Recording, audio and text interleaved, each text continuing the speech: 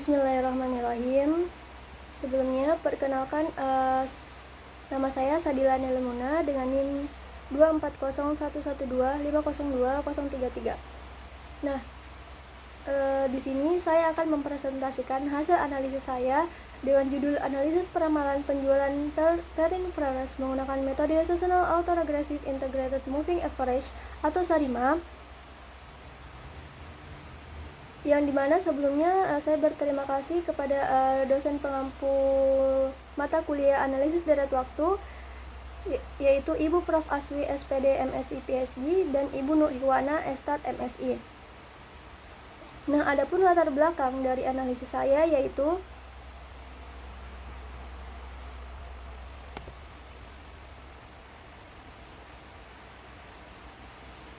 latar belakang dari analisis saya yaitu peramalan atau forecasting ini penting dalam kegiatan penjualan untuk membantu perusahaan merencanakan produksi, mengatur persediaan, dan menentukan strategi pemasaran.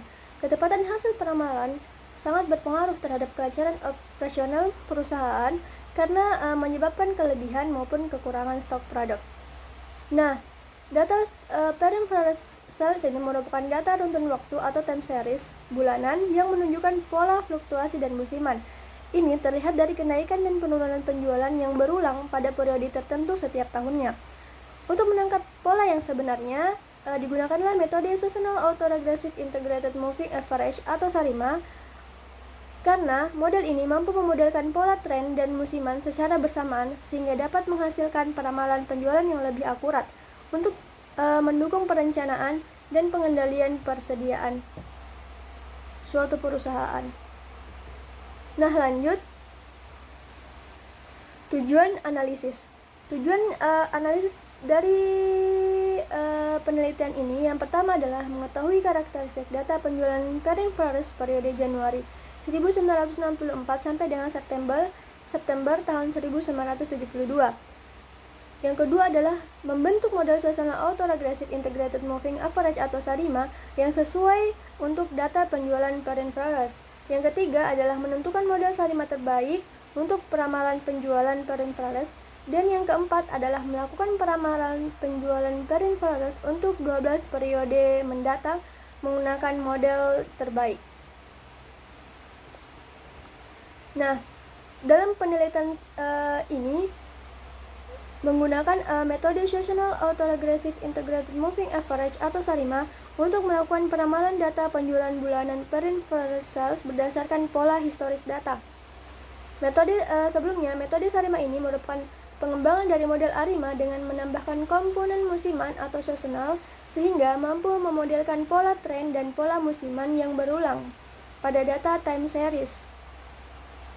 Adapun bentuk persamaannya seperti yang terlihat dengan P kecil itu adalah orde AR non musiman, D kecil itu adalah orde differencing non musiman, Q kecil itu untuk orde MA non musiman, dengan P besar itu untuk orde AR musiman, D besar itu untuk orde differencing pada musiman, dan Q besar itu untuk orde MA pada musiman, dan S sendiri itu adalah periode musimannya. Lanjut ke tahapan analisis. Nah, analisis ini dilakukan menggunakan bantuan software RStudio dengan menggunakan data sekunder berupa data penjualan bulanan pairing progress sales dari Januari 1964 sampai dengan September tahun 1972 dengan total 105 pengamatan. Nah, tahapan awal yang dilakukan adalah identifikasi awal. Identifikasi awal ini dilakukan dengan identifikasi pola data, apakah ada tren ataupun fluktuasi. Terus dilakukan kemudian adalah uji stasioner. Dan yang terakhir adalah differencing. Nah, differencing ini dilakukan apabila data terindikasi tidak stasioner. Nah, di identifikasi awal ini kita juga menentukan kandidat model melalui plot ACF dan PACF-nya. Yang kedua adalah estimasi parameter model. Di sini kita melakukan estimasi parameter dan membentuk model SARIMA yang mungkin dapat terbentuk melalui plot ACF dan PACF-nya. Yang ketiga adalah diagnostic checking. Nah, di sini kita melakukan memilih model terbaik berdasarkan nilai AIC, BIC, MSE, MAE, dan MAPE yang terkecil, dan melakukan uji residual menggunakan L-Jungbox untuk melihat apakah data itu sudah model tersebut sudah white noise. Nah, yang keempat ada forecasting atau peramalan. Nah, peramalan di sini menggunakan model Sarima terbaik. Lanjut kita simulasikan langsung di R.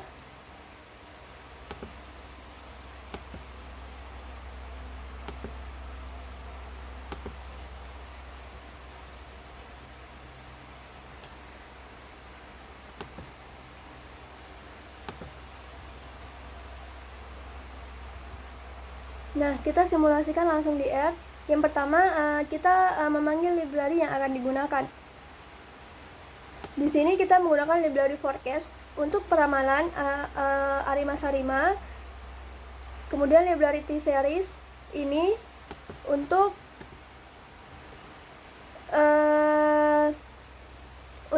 uji stasioner, yaitu pada ADF test. Dan yang ketiga itu ada library dplyr. Ini digunakan untuk membantu pemrosesan data lebih mudah. Dan yang terakhir ada library lmtest. Itu digunakan untuk melihat parameter model yang terbentuk. Nah, langkah pertama yaitu kita memanggil data yang kita gunakan. Di sini saya menggunakan PageCake Red CSV karena data saya itu berupa dalam bentuk CSV. Di sini adalah nama data yang disimpan di mana dan nama datanya apa, dan saya menggunakan separate yaitu koma. Nah, kita panggil datanya. Di sini kita lihat datanya terdiri dari dua variabel yaitu mount dan data penjualan per infrared. Dengan data ini mencakup data bulanan, sehingga kita harus mengubah variabel mount ini menjadi format tanggal yang seharusnya agar dapat terbaca oleh R.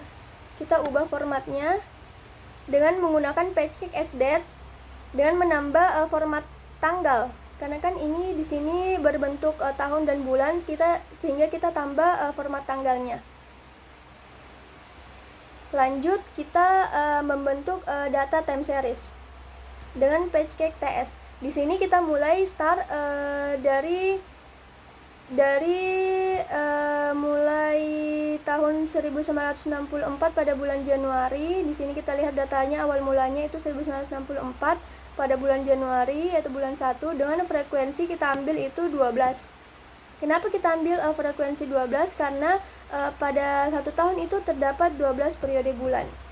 Kemudian kita lanjut identifikasi awal dengan visualisasi data. Nah, di sini kita lihat plotnya. Nah, di sini kita lihat bahwa plotnya itu mengalami tren dengan fluktuasi yang cukup besar. Dengan rataannya ini cukup stabil. Namun kita cek sebentar. Nah, di sini yang pertama kita lakukan adalah mengecek. Karena fluktuasinya di sini sangat besar, kita lihat nilai lambdanya. Apakah perlu transformasi logaritma atau tidak? Di sini kita cek lambda dengan PageCake Boxbox lambda. Di sini kita peroleh bahwa nilai lambdanya itu minus 0,75. Ia mengidentifikasi bahwa dia itu jauh dari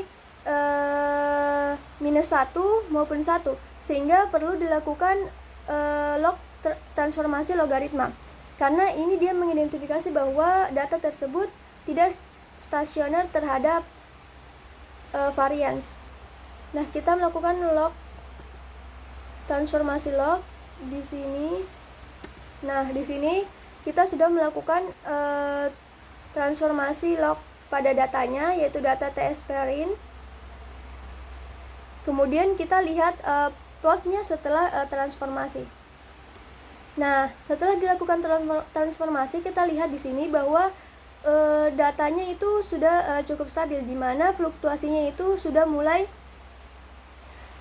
hampir sama, dan rataannya ini juga sudah cukup stabil. Namun kita harus cek melalui bisa menggunakan plot ACF. Nah, untuk melihat apakah sudah stasioner terhadap rataan, kita bisa menggunakan plot ACF. Dimana jika plot ACF-nya itu disdown atau meluruh secara perlahan, maka dia masih ada indikasi belum stasioner terhadap rataan. Nah, di sini kita lihat bahwa plot ACF-nya itu sudah cut off after leg 1, sehingga tidak ada indikasi bahwa ACF-nya itu disdown. Sehingga bisa dikatakan bahwa data log pairing ini sudah stasioner terhadap rataan. Namun untuk memastikannya, kita bisa melakukan uji ADF test. Nah, setelah melakukan uji ADF test, kita memperoleh nilai p-value-nya itu 0,01, di mana nilai p-value ini lebih kecil daripada 0,05, di mana kita itu menerima H1 yang mengatakan bahwa data tersebut sudah stasioner. Karena data tersebut sudah stasioner, kita bisa lanjut ke pemodelan plot ACF dan PACF. Kita memanggil dengan Pancake TS Display. Nah, di sini kita peroleh plot ACF dan PACF-nya. Nah, kita identifikasi.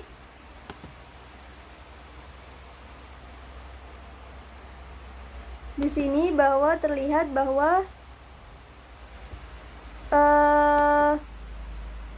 plot ACF-nya itu, nah di sini kita bisa lihat bahwa plot ACF-nya itu ada indikasi cut off. Nah, di sini kita lihat bahwa dia itu cut off after leg 1. Jadi, pada bisa kita katakan bahwa model yang akan terbentuk itu adalah model non-musiman AR. Maaf, di sini bisa terbentuk model. Di sini kita bisa lihat bahwa melalui plotnya, yaitu plot ACF-nya, dia itu sudah cut off after leg 1, sehingga dia ada indikasi MA non-musiman dengan orde 1.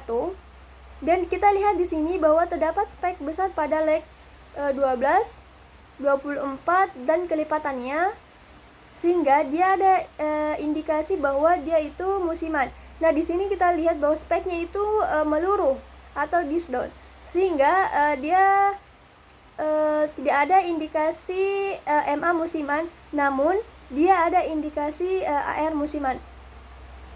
Nah, kita lihat plot PACF-nya. Di sini dilihat dari plot PACF-nya, dia juga ada indikasi cut off after leg 1, sehingga modelnya bisa berbentuk non musiman AR dengan orde 1. Dan kita lihat di sini untuk spike-nya, yaitu pada leg 12, dan pada spike 24 itu dia sudah di luar batas signifikan, di dalam batas signifikan, sehingga dia ada indikasi cut off pada setelah leg 12 atau pada leg 1 musiman, sehingga dia ada indikasi AR musiman dengan orde 1. Nah, di sini sehingga kita bisa memodelkan, di sini model 1 kita bisa memodelkan yaitu AR non musiman dengan orde 1 dan musiman AR orde 1, dengan model 2 yaitu non musiman MA dengan orde 1 dan musiman AR orde 1, dan model 3 itu kita bentuk ARMA non musiman dengan orde 11 dan season dengan musiman AR dengan orde 1. Nah, kita panggil dulu.